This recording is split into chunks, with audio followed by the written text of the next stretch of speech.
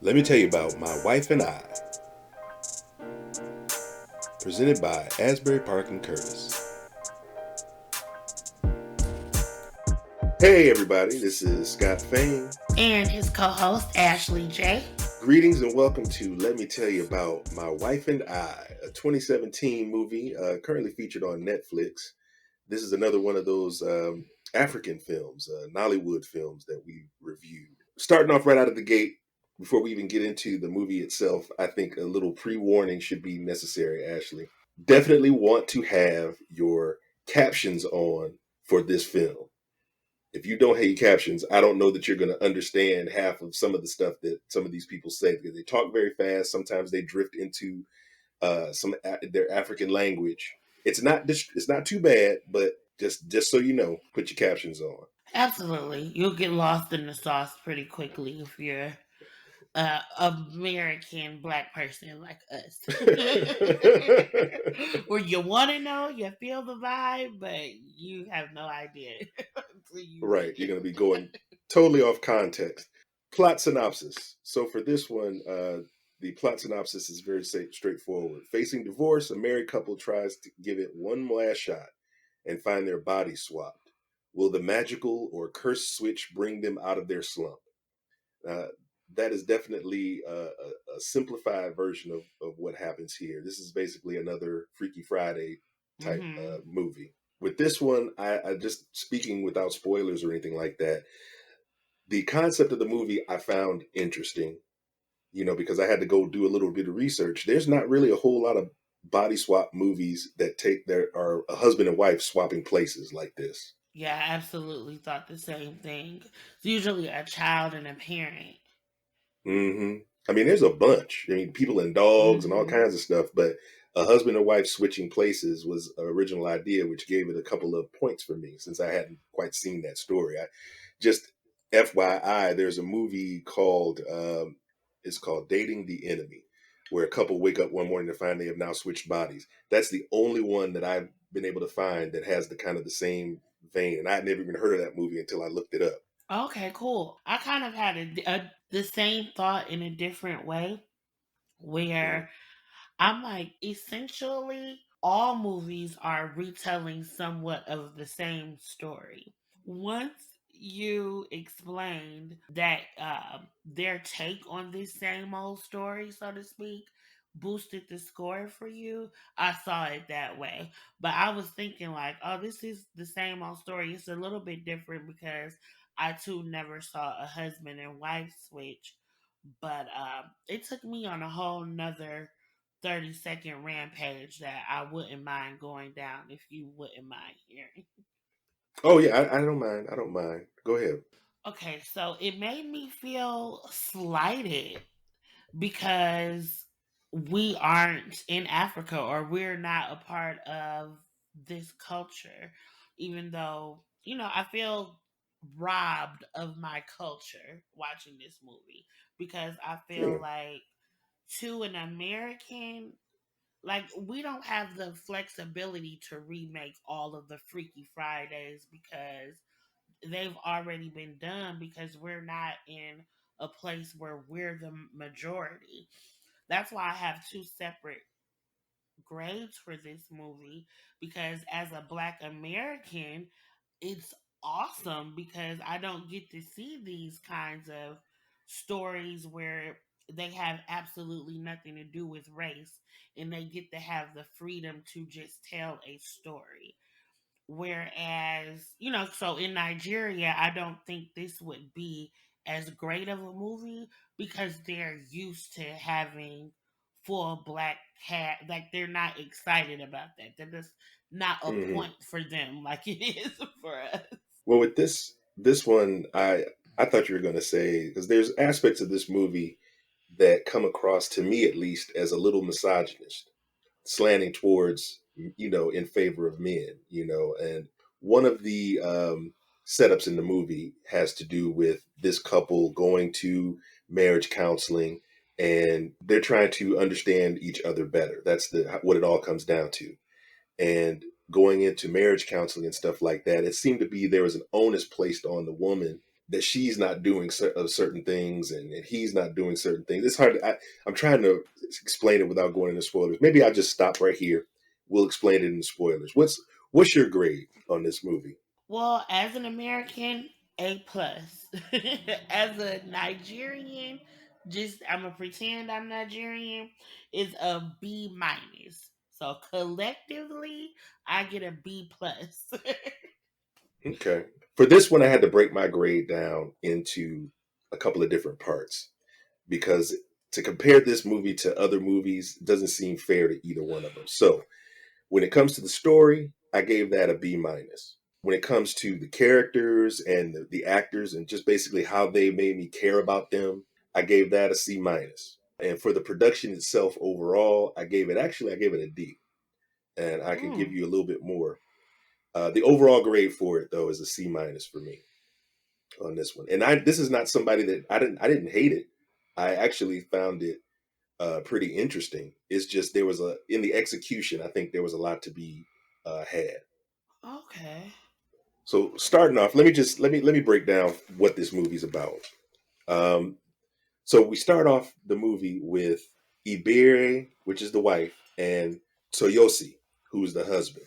They're having some kind of family gathering, and their family's downstairs. They're up in the bedroom arguing, and the arguing that they're doing is like it's that I don't give a fuck arguing with that you know what I'm saying? Like they're going for the jugular, they are hitting below the belt, they are not holding any punches. I think at one point when before they get interrupted with their family, like his mother comes upstairs and they fuss at him a little bit for arguing while the family's there. But before she busts in the door, the Barry basically says like you did something and you are a coward. I was like, whoa, like that's some real serious arguing. And Yeah. so when you take that into like that's the type of arguing you do before you get divorced, or at least before you start talking about divorce, because it's you're not even holding back and showing any love in your arguing style with that. And Yeah, so you're I felt really comfortable in your mess at that point. Like you're everydaying it with anger and frustration to get to the point where not only do you totally not care about hurting your spouse, but you also don't even care who hears. Like, I know, and you're trying to hurt them. I mean, she dropped wish I'd never married you in that first argument. You know what I mean? And I think even the daughter, they got married after a drunken one night stand. They she got pregnant with twins and they ended up getting married. And so that's the basis on which their relationship started. And so she's giving him all this, I don't, wish I'd never married you, to the point where her daughter throws that back in her face later in the movie, basically saying like your biggest thing that you always tell dad is that you wish you never married him. So what does that mean for me? You know what I mean? I'm here, so you wish you never been my mother. That's how she took it, which is totally and that's a understandable. yeah, it is from her aspect because you don't get really one without the other in her Right, world. right, to her. So it's like you regret that, so you regret me as well, and that causes some tension between the two of them, which I thought was pretty interesting to play off of. The biggest problem that I had, the thing that took away from the movie overall, was just like I said, the production quality. The lighting, for instance, they just had like real stark white lighting in a lot of scenes, and especially some of those scenes where you got the women made up, and they have them made up really well. They did good with the makeup. It's just because they lit it wrong, they look like they're yellow in some scenes. Like a couple of the one chick who the husband works with, they get close up in her face, and because of all this stark lighting, all the foundation and makeup that she's wearing, which she's a farmer and she looks like she's wearing all this makeup, it makes no sense for her character, and it just makes her look odd. Her coloring odd, and that was throughout the whole picture with some of them. No mood lighting, none of That that. that is a really good observation. I did not have a problem with the production or the quality of the movie, but I wasn't looking for it in that aspect. But now that you mentioned it, maybe that's why there was this cloud of confusion over things for me because it took me the longest time to place the assistant at the construction place as a construction person too. Like it was Mm. just off. Something The was farmer. off, but I didn't even recognize that something was off until you just said that. Like, why is she in the full face of makeup? Because she totally looked fully glam to me, and I didn't put Right. that two and two together like that. And she's running a farm, a fish farm, which doesn't make sense for her to be that glammed up. It should be, anyway, aside from the makeup and aside from the lighting, the soundtrack was a little bit, simple. If you look to the music, in some of the places, it's just like that non-royalty generic music that's playing over the background of stuff.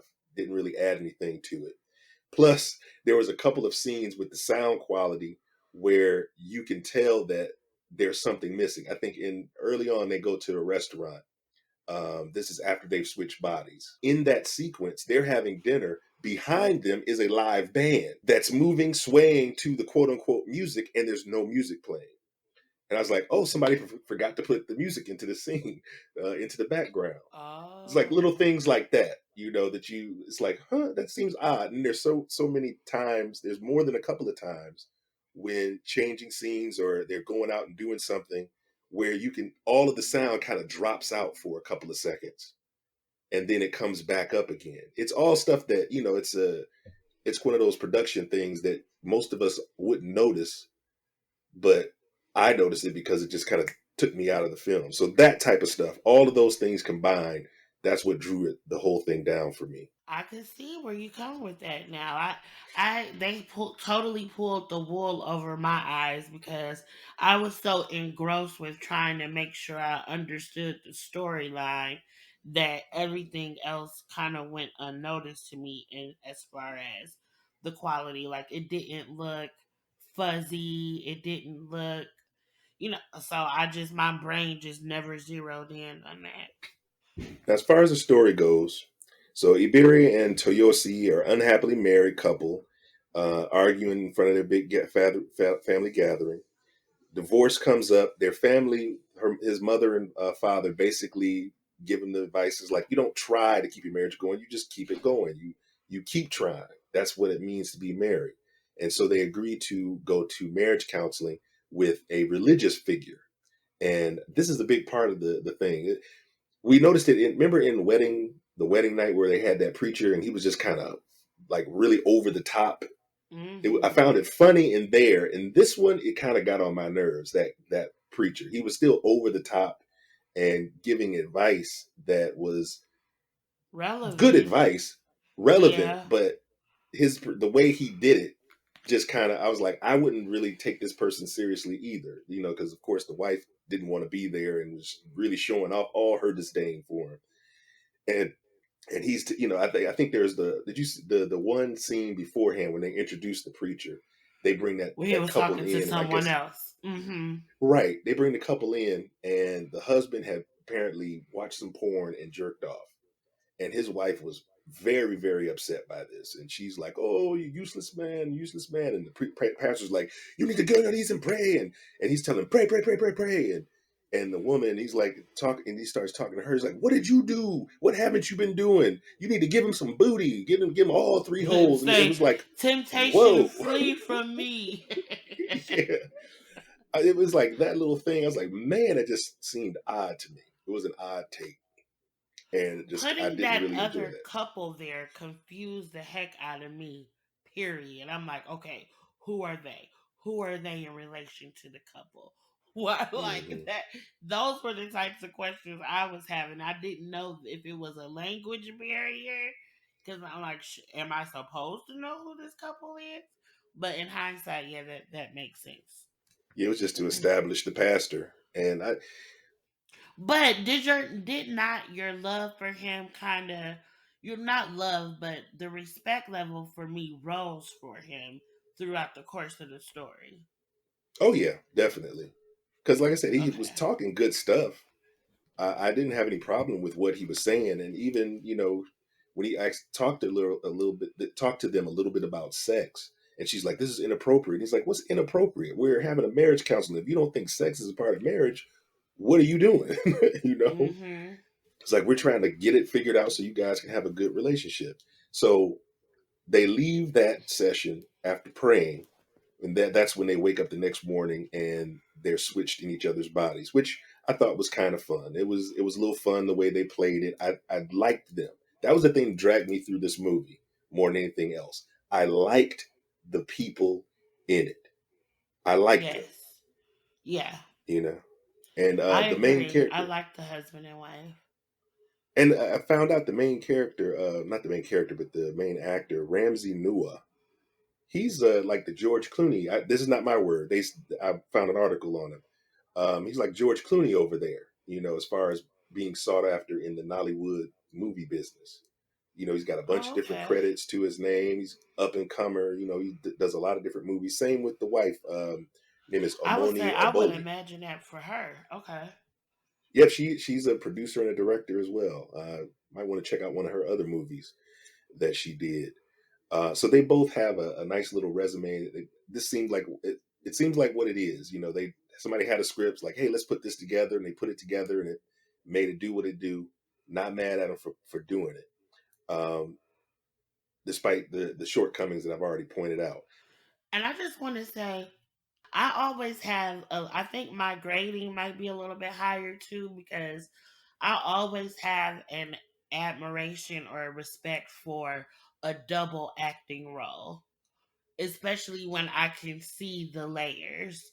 Like, I think Hmm. that's a whole nother different talent when you have to play somebody playing somebody. Yeah, And I think they both did that really well, to the point where it was a little confusing. Like, even though I knew they were opposite, I had to keep reminding myself of what happened.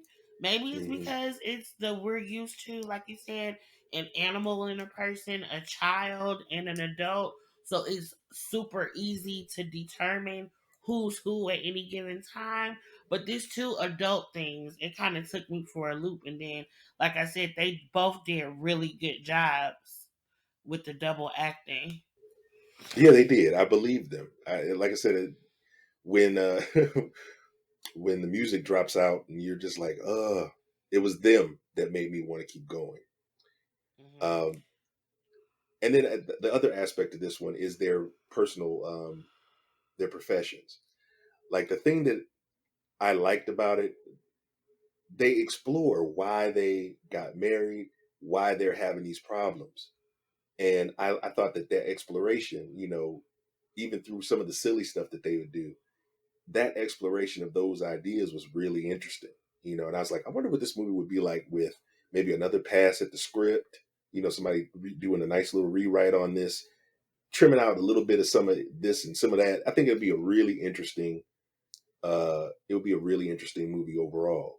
Um, but with their professions, so the husband is a farmer. They run a fish farm. The wife is an executive of some kind. I'm still not 100% clear what she did, but she did presentations and they're trying to get companies to buy into whatever her company was doing. So she's a professional. He's a farmer. Um, but it didn't start that way, I guess, is what she was saying. It's like she married a guy who was an engineer for Halliburton. They didn't get married out of love. They got married because she got pregnant. So she wasn't in love with him when they got married, and then fell in love with him as an executive at In Halliburton her mind. in Hmm. her mind.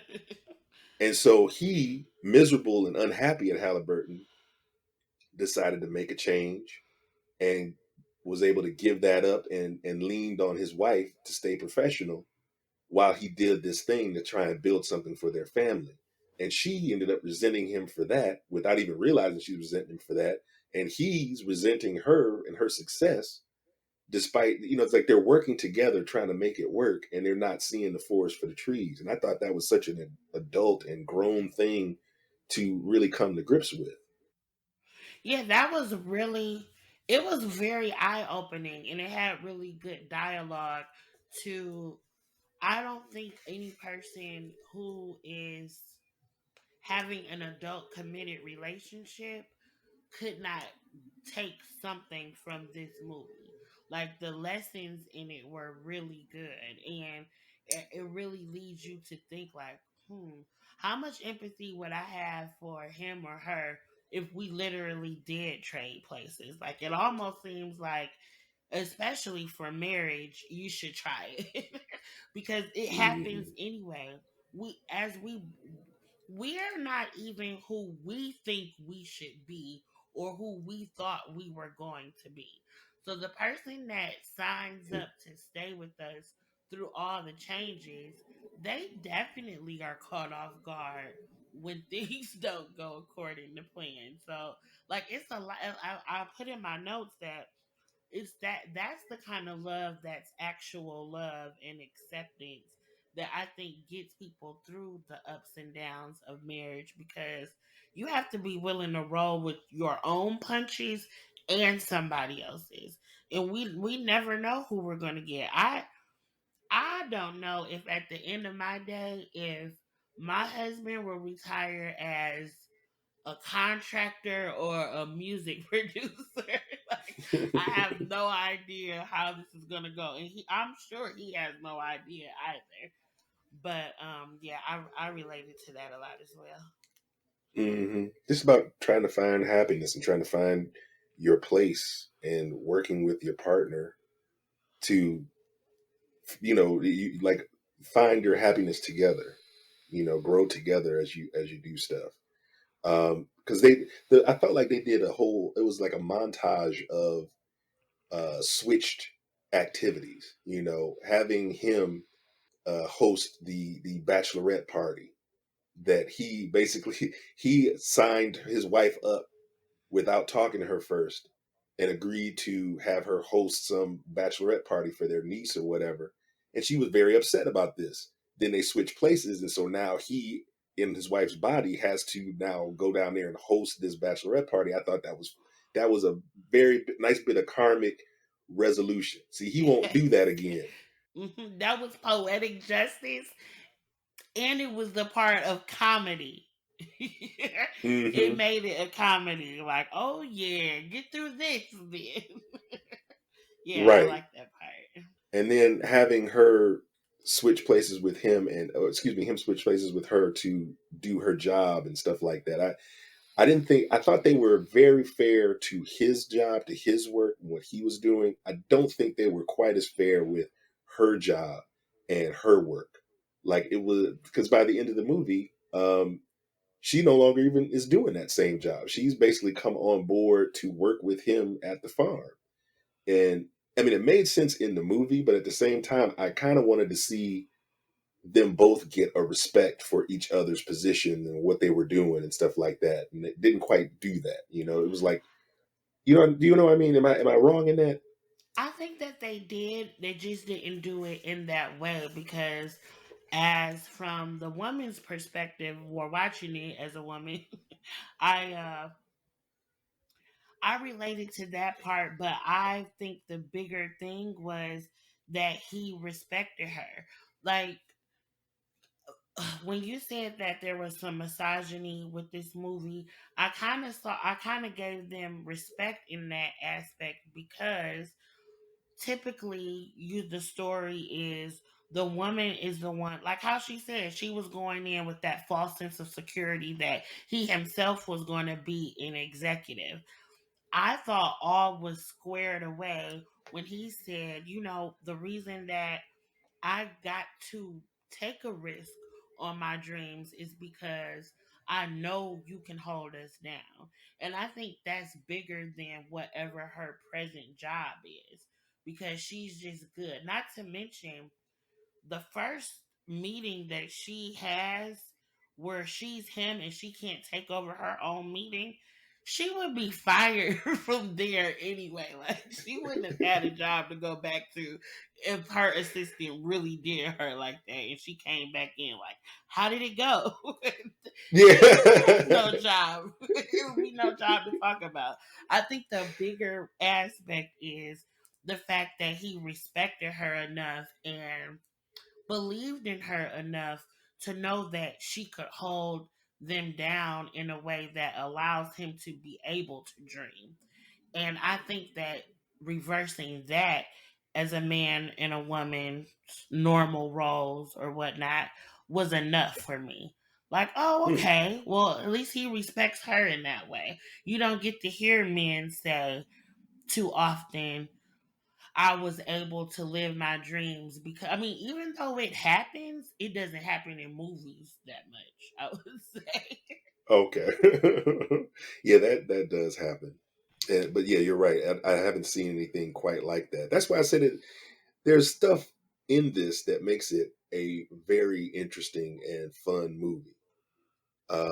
It's just that when you compare it to a quote unquote Hollywood film, there's enough lacking where I think at first blush, a lot of people would just get into this movie in 5 minutes and be out of it in 5 minutes. Like they wouldn't give it a real True. fair shake based You on know just, what I think is first a you got the good. language, then that stuff. Mhm.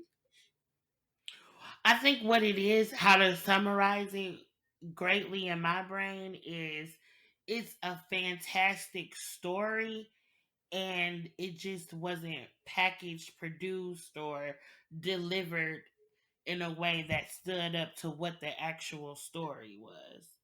Like I was so in tune and trying to make sure I didn't miss the story that I had tunnel vision for only the story. You had the opportunity to see the whole production, and that's what brought it down. But I think that the story itself was solid. Yeah, I agree. Good I story, agree. bad movie. Yeah, if I was going to recommend this one, this would be a recommending with a warning. Go into it knowing that some of the quality's not there, but understand that by the end of this movie, I think you're going to like where they land. Even with the pastor, even if that guy annoys you, like he annoys me, even by the end of it, there's some value there to it. And that's why, as a debatable thing, I kind of wish your grade was a little bit higher, only because they have the room and the flexibility to tell a story and not have, they don't have to have it be Black Panther in order for it to be accepted, because all of they have another opportunity to make a better movie. You know what I mean? In America, when we this is probably, if you're not Ava DuVernay, or somebody who is already well respected, you're just happy to get your movie out. We're just happy to have a movie with people that look like us in it, so we get to give, we have to put 110% in it just to get a B class movie. They have Hmm. the freedom to just tell stories and not necessarily have to make their best work every time they turn on the camera. So I guess it's a double edged sword, but it really just makes me jealous again that I don't get to live in a place where I can experience what it's like to be the majority.